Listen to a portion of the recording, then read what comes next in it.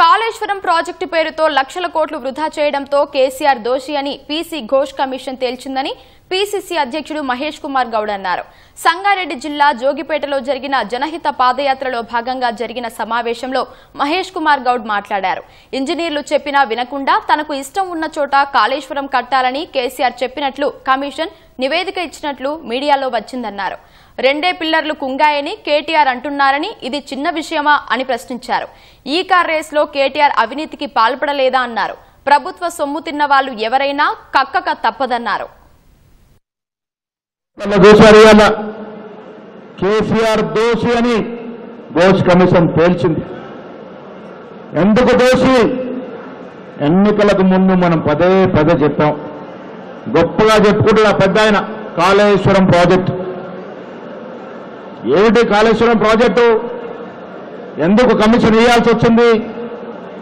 ఇవాళ అన్ని తానే వివరించి లక్షల కోట్ల వృధా చేసి రాష్ట్రానికి నష్టం చేశాడు కేసీఆర్ అని కమిషన్ రిపోర్ట్ ఇచ్చింది. వాళ్ళ ఇంజనీర్లు చెప్పింది ఇల్లే, కాంట్రాక్టర్లు చెప్పింది ఇల్లే.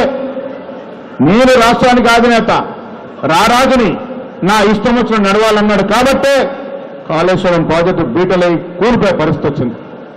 ఇంకా సిగ్గు లేకుండా 1 పిల్లర్ కూలితే, 2 పిల్లలు కూలితే, 3 పిల్లలు కూలితే ఏంటని అడుగుతారు.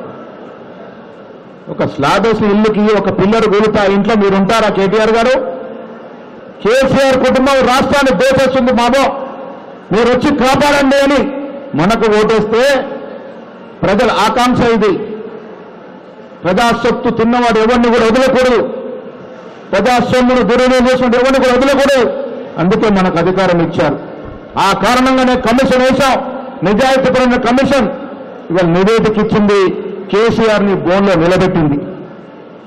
ఇదే కాదు, ఫార్ములా ఈ రేస్ కేసులో తన సుపుత్రులు కేటీఆర్ గారు ప్రభుత్వ సొమ్మును ప్రైవేట్ బ్యాంక్ అకౌంట్లకి ఎట్లా మారుస్తాడు? ఇది తప్పు కాదా? ఇది నేరము కాదా? ఇది అవినీతి కాదా? మరి ఈ అవినీతికి శిక్ష పడకూడదా?